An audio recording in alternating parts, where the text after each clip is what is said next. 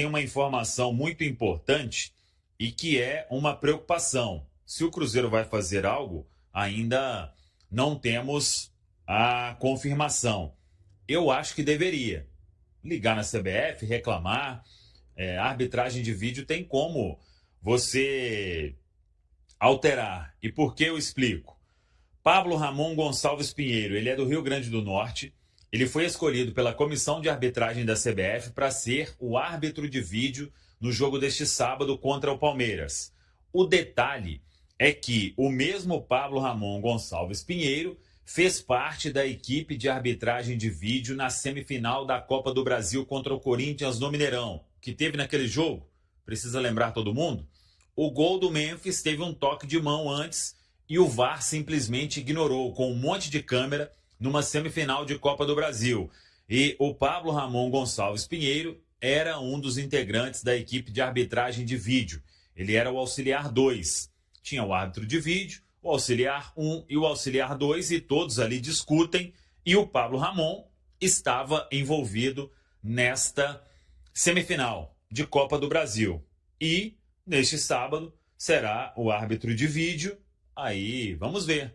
Se o Cruzeiro não fizer nada, depois acho que não adianta, como diz o ditado, chorar o leite derramado, mas é fato que está lá. A gente até deu print, gravou e tudo, para caso venha alguma alteração por parte da CBF, mas é isso. A escala de arbitragem tem Sávio Pereira Sampaio no apito, Pablo Ramon Gonçalves Pinheiro no VAR, ele que esteve diretamente envolvido em um gol que simplesmente foi responsável aí por tirar o Cruzeiro de uma final da Copa do Brasil. O Cruzeiro então concentrado, pensando neste duelo diante da equipe do Palmeiras. Vamos voltar a falar de Brasileirão, porque tem Palmeiras e Cruzeiro. Palmeiras e Cruzeiro pelo Brasileirão, é jogo desse final de semana. Esse é o provável Cruzeiro para o jogo de amanhã, né? Otávio no gol, porque o Cássio está machucado, né, ainda. Fagner ou Cauã Moraes na lateral direita, Fabrício Bruno e Jonathan Jesus na zaga e o Kaique na lateral esquerda. Meio campo com Lucas Romero e Gerson ou Lucas Silva, com Matheus Pereira, Arroio, Christian e Caio Jorge.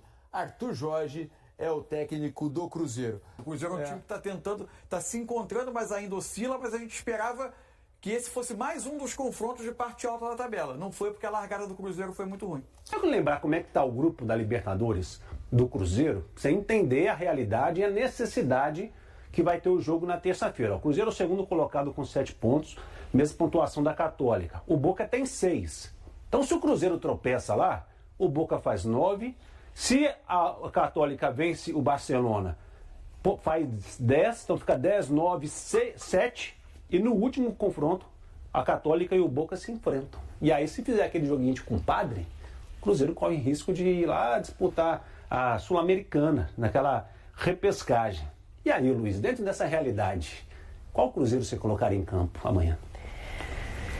Cara, é difícil, né? Porque, assim, diferentemente do Atlético, olha que loucura, o Cruzeiro tem um ponto a mais que o Atlético no Brasileiro, né?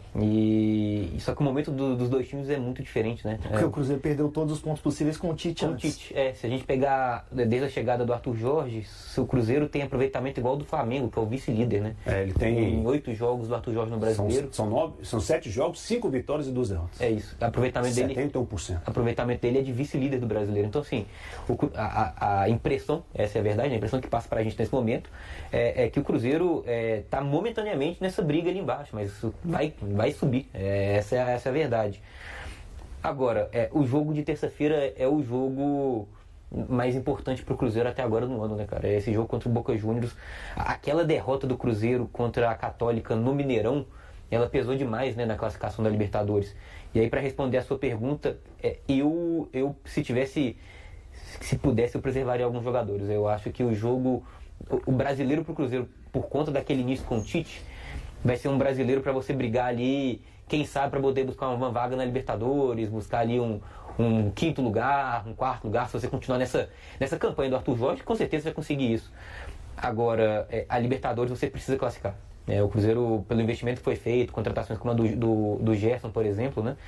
Então eu pouparia assim, alguns jogadores pensando, visando o jogo de terça-feira. Mas eu entendo o torcedor do Cruzeiro que fala, não, é força máxima agora, força máxima na terça-feira. Mas eu preservaria alguns jogadores. Eu sabia que você ia falar isso.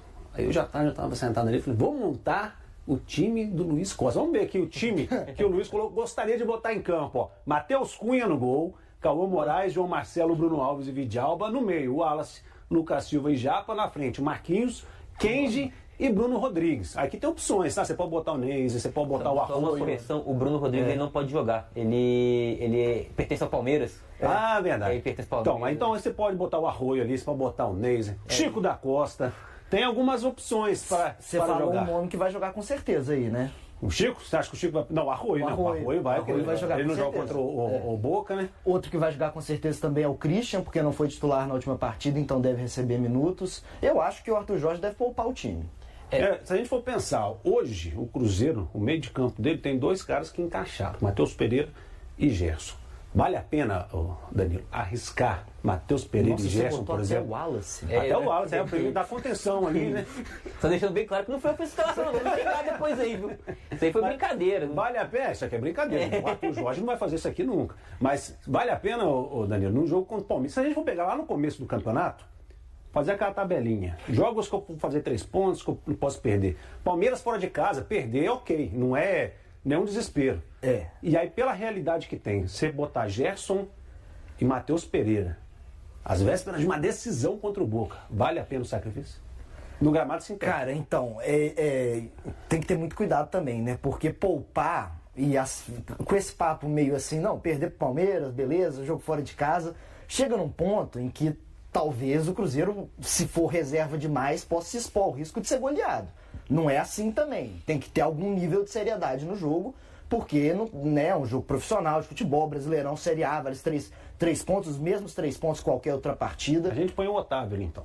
Essa é a primeira. Pelo amor de Deus. Mas eu até acredito que talvez não seja tão diferente do que tá aí, não. Por exemplo, o Bruno Alves e o Matheus Cunha não devem jogar. Deve jogar o Otávio e deve jogar também, por exemplo, o Jonathan Jesus.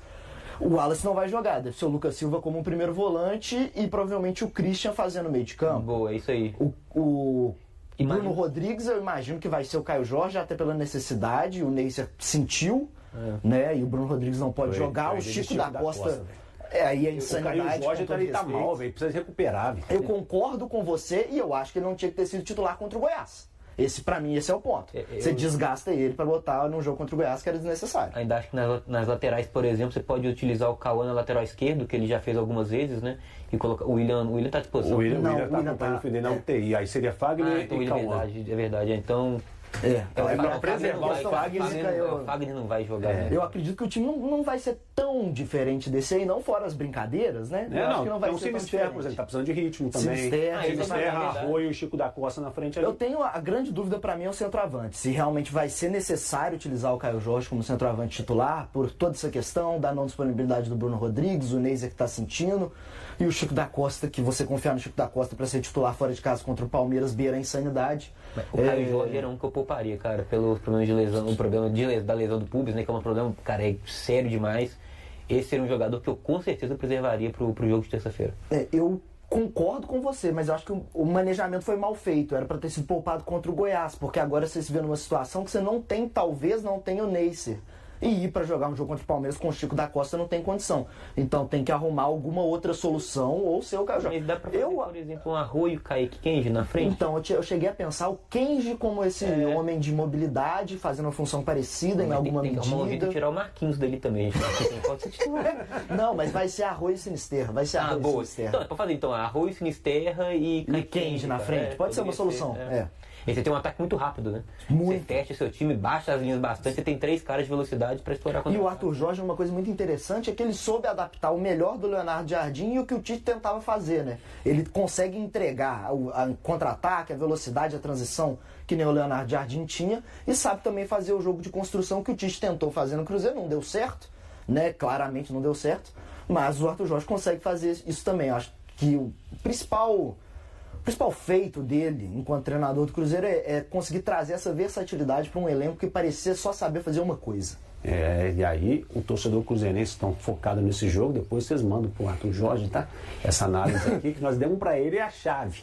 A chave para ganhar do Palmeiras com esse time aqui. Com algumas 2, 3 pecinhas que mexer aqui, dá para ganhar. Mas o André pede do para Palmeiras. borrar o nome do Wallace ali. Nossa, não vai ser legal, não. Agora, o negócio que o torcedor cruzeirense ficou muito feliz nessa semana foi na Copa do Brasil.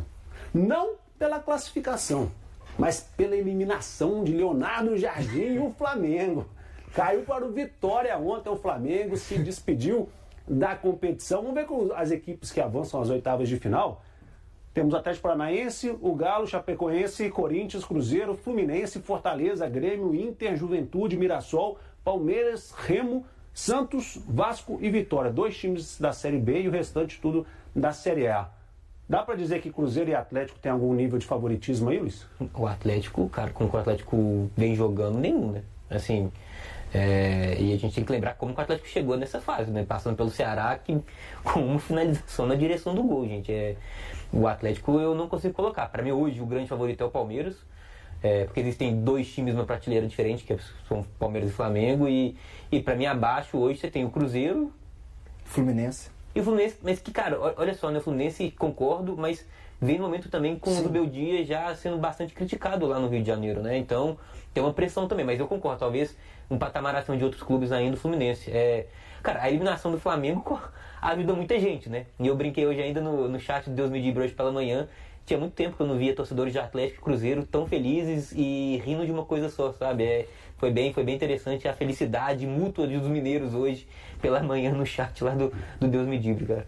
O sorteio agora é fase de grupos, a oitava de final é sorteio, tá? Vai ser no dia 29 de maio, terá o sorteio para conhecer os confrontos. Após conquistar o Campeonato Brasileiro de 2024 em uma disputa equilibrada com o Palmeiras, o técnico Arthur Jorge volta a enfrentar o Verdão neste sábado, às 21 horas, na Arena Barueri. Agora à frente do Cruzeiro, o treinador português encara um duelo direto entre equipes que apresentam campanhas semelhantes desde sua chegada à Raposa em abril, quando o clube ocupava a última colocação da Série A. Antes da estreia de Arthur Jorge, o Cruzeiro tinha apenas 4 pontos em 8 rodadas e segurava a lanterna do campeonato. Desde então, sob o comando do treinador, a equipe conquistou 15 dos 21 pontos possíveis em 7 partidas, alcançando 71,4% de aproveitamento, índice que representa a segunda melhor campanha da Série A no período, ao lado do Palmeiras.